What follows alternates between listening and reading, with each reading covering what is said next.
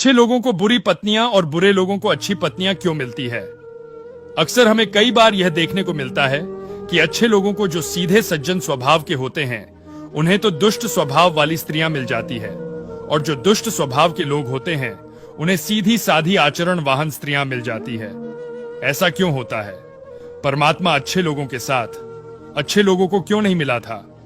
क्यों सीधे सज्जन लोगों को दूषित चरित्र वाली स्त्रियों को मिला देता है? और जहां पति दुष्ट हो, मारने पीटने वाला हो, गाली गलौज करने वाला हो, नशा आदि का सेवन करने वाला हो, ऐसे लोगों को सीधी साधी सुश्री स्त्रियां मिल जाती। दोस्तों, इस संबंध में मैं आपको इसके 2 कारण बताऊंगा कि ऐसा क्यों होता है। आइए इस मार्मिक कहानी के माध्यम से समझते हैं। दोस्तों, आपने महान दार्शनिक सुकरात का नाम तो सुना ही होगा, जिन्हें लोगों ने महापुरुषों की श्रेणी में रखा है। उनके जीवन की एक घटना मैं आपको बताता हूं। कहते हैं सुकरात जितने बड़ी डीढ़े तत्ववेत्ता थी, उतनी ही उनकी स्त्री उनके विपरीत वाली थी और क्रोधमुखी थी। और याद रखना दोस्त हो, जिस घर में बात बात पर क्रोधित होने वाली स्त्री हो, उस घर के पुरुष का जीवन नर्क से भी गया गुजरा होता है। उस घर में लड़ ढाई झगड़ा कमलेश हर समय बनी रहती है। महान नीतिकार आचार्य चाणक्य ने तो यहां तक कहा है, जी धर्म दया ही नाम विद्या, क्रोध मुखी भरयान। जी आचार्य चाणक्य कहते हैं, जिसे धर्म में दया की भावना ना हो उस धर्म का त्याग कर देना चाहिए। जिसे गुरु के पास क्या ना हो उस गुरु का त्याग करने में ही भलाई है। जिन भाइयों में प्रेम ना हो उनको त्याग देना चाहिए। और जो स्त्री क्रोध दुखी हो, छोटी छोटी बातों पर आग बबूला हो जाती हो, ऐसी स्त्री का त्याग कर देना चाहिए। क्रोध मुखी स्त्री के साथ बिताने वाले पुरुष का जीवन मृत्यु से भी अधिक कष्टदायी होता है। सुकरात की पत्नी अक्सर उनसे नाखुश रहती थी। उसके नाखुश होने की वजह थी कि सुकरात अपने दार्शनिक तर्क वितर्क में ऐसे हो जाती थी कि भाई ये भूल जाते थी कि उनकी पत्नी भी है। एक दिन तो भी लोगों के बीच अपनी चर्चा में ऐसे लीन हो गई कि चाय पीना भी भूल गए। उनकी पत्नी चाय बनाकर बैठी थी और बाहर बैठे लोगों से ज्ञान चर्चा कर रहे थे। अब तो उनकी पत्नी के क्रोध की सीमा ना रही। वो उठी और चाय की केतली ले जाकर अपने पति के मुंह पर उड़ेल दी। गर्म चाय से उनका आधा चेहरा जल गया। वो जला हुआ चेहरा जीवन भर के लिए काला पडेडे रह गया। दोस्तों, पत्नी खौलती हुई गर्म चाय उनके मुख पर उड़ेल कर चली गई। पत्नी के इस व्यवहार से सुकरात ने जरा भी नाराजगी नहीं दिखाई, उल्टा हंसने लगी।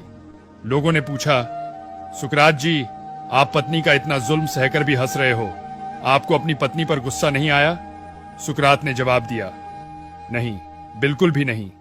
उसने ये चाय मेरे ऊपर नहीं डाली, मैं तो एक निमित्त मात्र हूं। उसने यह चाय डाली थी मेरे दर्शन शास्त्र के तर्क वितर्क पर। उसे इस बात से इतनी बड़ेढ़ी चिरा है जैसे किसी स्त्री को अपनी सौत से होती है।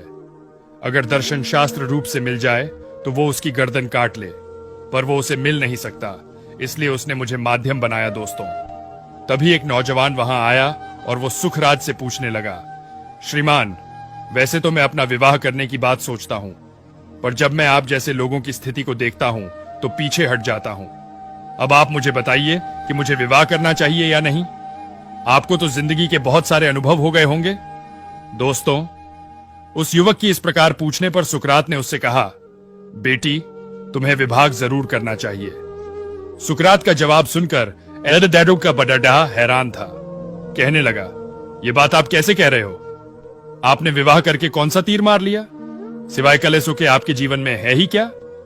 आप में और आपकी पत्नी के बीच में जो चलना है, मैं उसे अच्छी तरह वाकिफ हूं। आपकी पत्नी आपसे बिल्कुल भी खुश नहीं रहती। वो आपके साथ कैसा व्यवहार करती है, यह बताने के लिए आपका जला हुआ मुंह ही काफी है। और आप मुझसे कह रहे हो कि विवाह कर लेना चाहिए। आपकी पत्नी आपके साथ दुर्व्यवहार करती है, यह बात कितनी सही है? सुकरात ने जवाब दिया, यह बात बिल्कुल सत्य है कि मेरी पत्नी मेरे साथ अच्छा व्यवहार नहीं करती है, लेकिन फिर भी मैं आपको विवाह करने की सलाह देता हूं। विवाह करने के कई फायदे हैं। वो नौजवान बोला, प्रभु, मुझे भी तो बताइए विवाह के क्या क्या फायदे हैं, मैं भी तो सुनूं, आपने बेवफा करके कितना लाभ कमाया है। सुकरात ने कहा, बेटी सुनो, अगर आपके लिए अच्छी पत्नी मिल गई, समझदार पत्नी मिल गई, तो आपके बीच प्रेम बढ़ता ही जाएगा, और पति पत्नी के बीच प्रेम का विस्तार सबसे बड़ा लाभ है। आपकी जिंदगी स्वर्ग बन जाएगी।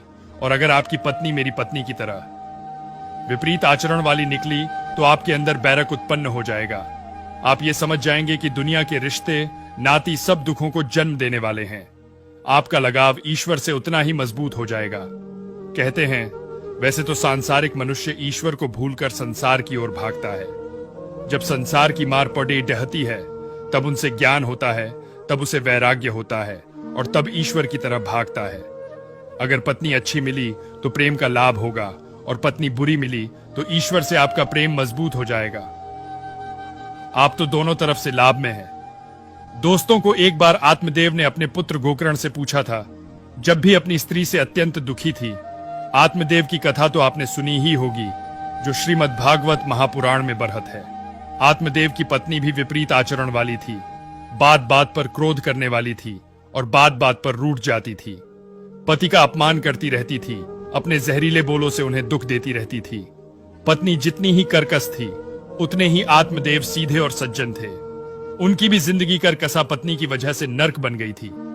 एक दिन उनके पुत्र गोकर्ण ने उन्हें उपदेश दिया, पिताजी जानते हो अच्छे लोगों को दुष्ट पत्नियां दुष्ट संतान क्यों मिलती है?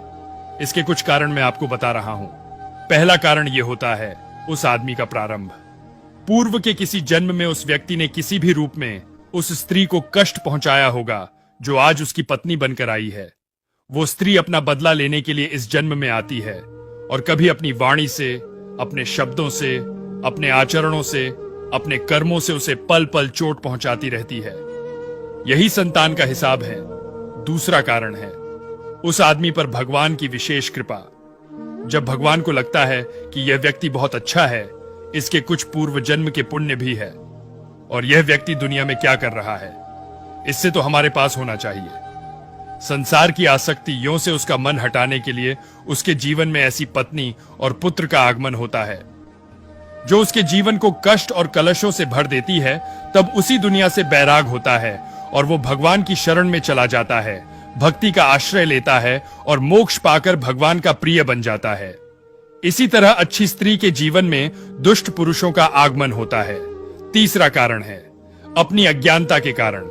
स्त्री हो या पुरुष, वो अपने पति या पत्नी को दुख देता है, कभी दूषित कर्म करके, कभी क्रोध पूर्वक, कभी अपमानित करके, कभी अपने चरित्र को बिगाड़ डटकर। ऐसा करके वो अपने ऊपर पाप चढ़ाता है और अपने अगले जन्मों को बिगाड़ डाल लेता है। कहते हैं अज्ञानता मनुष्य की स्वयं की सबसे बीढ़ी दुश्मन है। अज्ञान वस्तु दूसरे को तो कष्ट देता ही है, अपने लिए भी नरक का द्वार खोलता है।